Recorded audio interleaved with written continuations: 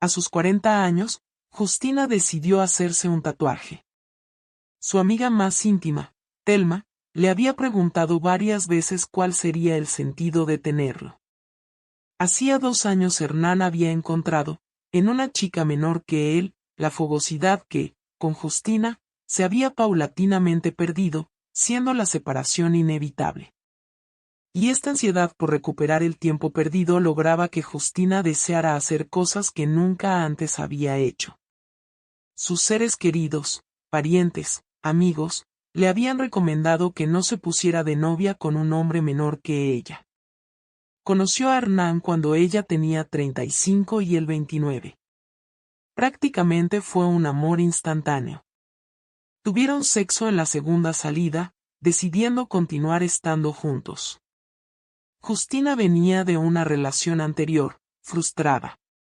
Hasta conocer a Hernán, nunca antes había vivido al extremo la pasión amorosa de un hombre.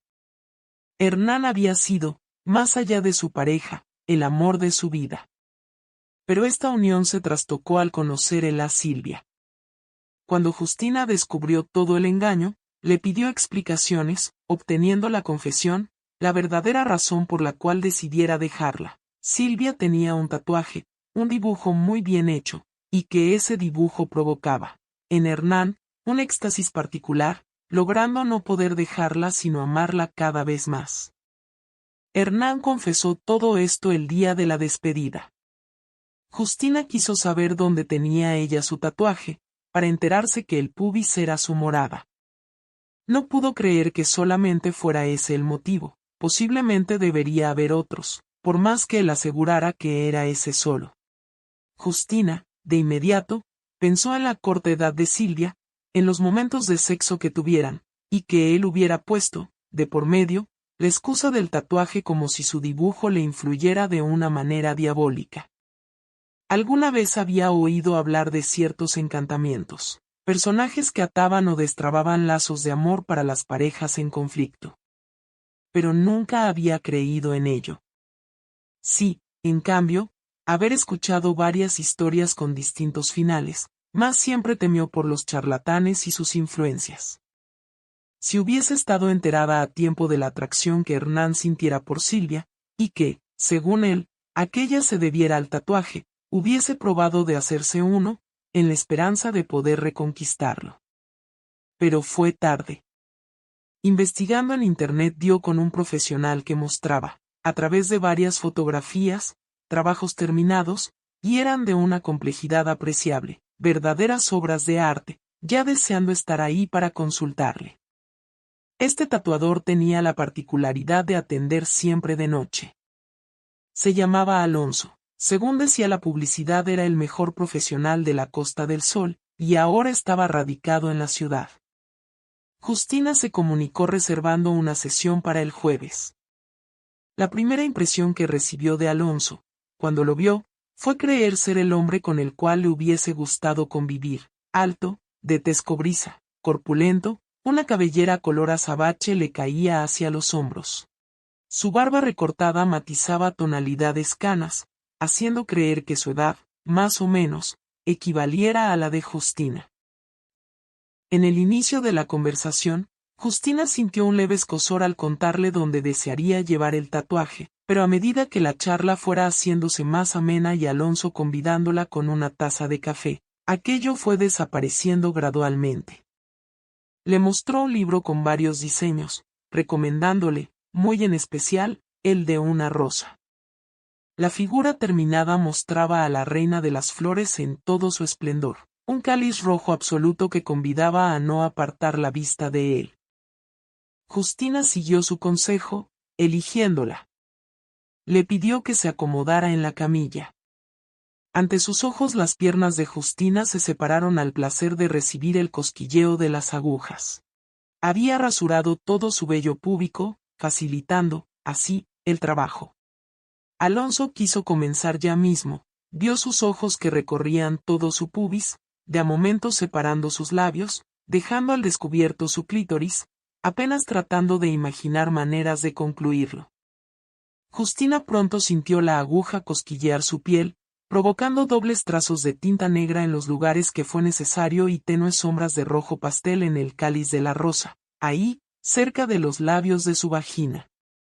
Los ojos de Alonso, refugiados detrás de sus lentes, hablaban poco, lo suficiente como para que ella entendiera que, quien mirara su dibujo, entrara mágicamente en un éxtasis sensorial. Estas palabras le sonaron como una profecía, de inmediato pensando en Hernán, y cómo sería mostrarle la rosa terminada. Podría enviarle una foto, mas su ansiedad por ver su cara en vivo, no tendría precio. Cuando llegó a su casa, lo primero que hizo fue desnudarse y mirarse al espejo. Aún le llamaba la atención el hecho que Alonso le dijera que la dibujaría invertida para crear una sensación de atractivo placer. La rosa, en verdad, era una obra de arte. Alonso había tenido razón, dado que ejercía cierto influjo al mirarla. De inmediato, mientras la apreciaba, le vino a la mente su amiga Telma, y qué estaría haciendo. Tomó el celular y la llamó, deseaba invitarla a su casa, a tomar el té, y le mostraría la rosa para saber su opinión. Justina no podía desviar su atención del tatuaje, parecía cobrar vida, con cada movimiento de su cuerpo. Se subió a la cama, caminando sobre el colchón en 4 patas, observándose en el espejo se arrodilló, contorneando su cuerpo viendo bailar a la rosa entre sus piernas. Telma llegó a las 5, vestida de rosa, como el tatuaje, siendo eso lo primero que pensó Justina. Charlaron bebiendo una buena infusión. Por dentro, Justina ardía de curiosidad de ver la sorpresa de su amiga al ver la rosa. Cuando el momento llegó, la invitó a ir al dormitorio. Ahí se desnudó por completo. Contorneando su cuerpo notó, en la mirada de su amiga, una pasión desconocida. Lo pensado, lo imaginado por ella se tornó gestual. Telma pasó su mano por los senos de Justina, acariciándolos. Luego, con sus ojos cerrados, una de sus manos se dirigió al pubis, masajeándolo como si lo hiciera con un pene. Le preguntó qué se imaginaba y ella apenas pudo responder 2 o 3 palabras, para terminar de inquirir si pudiera seguir acariciándola. Sintió los dedos de su amiga recorrer la rosa desde el tallo hasta el cáliz, percibiendo su estremecimiento al llegar al clítoris.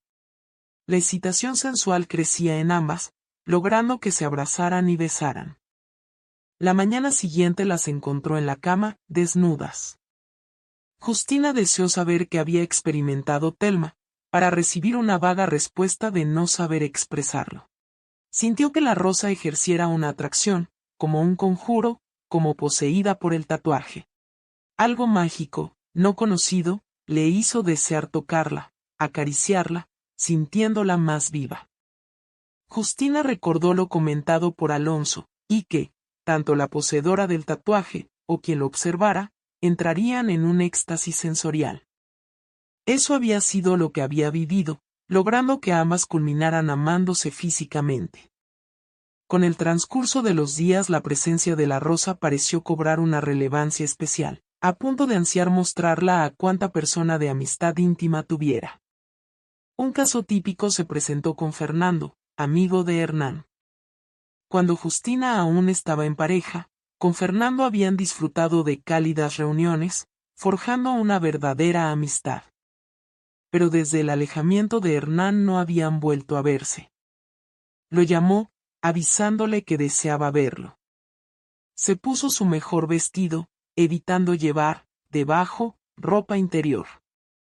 Durante la conversación, en casa de Fernando, en todo momento la idea de mostrarle la rosa no abandonó la cabeza de Justina, y esto se reflejaba en su rostro, mordiéndose el labio inferior, tocándose el cabello, cruzándose y descruzándose de piernas. Pensaba si hiciera bien que la viera, eso se traduciría en abrir su intimidad a alguien a quien, si bien conociera desde años, no percibiera la misma confianza. Pero la curiosidad del impacto que causara en él pudiera más que cualquier otra excusa. Sintió necesidad de enseñársela, fue como si la misma rosa se lo pidiera. Le dijo que deseaba saber su opinión acerca de algo. Fernando no entendió de qué se trataba, viendo a Justina desnudarse. Al instante, Ante él quedó su cuerpo como una obra de arte, y el tatuaje de la rosa. Fernando quedó prácticamente sin habla, preguntando si aquello fuera real, por la perfección que tuviera el dibujo. Justina pasó sus dedos sobre el tatuaje, notándolo como si estuviera conformado por rugosidades. Recorriendo su cuerpo un escalofrío, se vistió, disculpándose. Fernando no entendió mucho, sin embargo le elogió la rosa por creer que hubiera sido eso sobre lo cual ella deseara que él opinara. También se disculpó, aunque no fuera necesario. Tal vez lo hiciera por haber tenido la oportunidad de ver desnuda a Justina, alguien que había sido pareja de su mejor amigo. Por más que ya no estuvieran juntos, la idea de quitarle a Justina no pasaba por su pensamiento. Justina no sintió culpa por su acción, y cuando llegó a su casa se desvistió y miró al espejo, notó a la rosa más corpórea que antes. Incluso de su tallo habían comenzado a brotar una serie de espinas que no figuraban en el dibujo original. El cáliz de la rosa estaba más oscuro, pensó que fuera por el paso del tiempo, donde los colores se acentuaran. A pesar de la culpa que sentía por el hecho de haber mostrado su cuerpo a Fernando, haber notado otra textura sobre el dibujo consiguió que olvidara prestar atención a la sorpresa que hubiera delatado su rostro. Todo era muy concreto. Si la rosa estaba ahí era para ser mostrada. Su cáliz, bebiendo de los labios de su vagina, era como un receptáculo e invitación al deseo. Imaginó enseñándosela a su ex. ¿Y si esto lograra que olvidara a Silvia? Todavía tenía guardado su número de teléfono en su celular, era cuestión de llamarlo. Mirándose al espejo, pasaba sus dedos por el tallo de la rosa descubriendo que, en efecto, habían comenzado a brotar las espinas. A la noche siguiente fue a visitar a Alonso. La atendió de mala gana y peor semblante, porque estaba con una paciente en la realización de un complicado tatuaje. Justina le comentó que la rosa que le había hecho estaba virando a un rojo más oscuro su cáliz y que, además, asomaban algunas espinas en su tallo.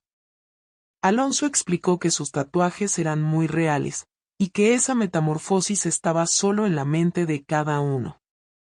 A todos sus clientes le sucedía lo mismo con las obras que él hacía. Ellas cobraban vida propia en la medida en que la mente del paciente deseara que ello ocurriera.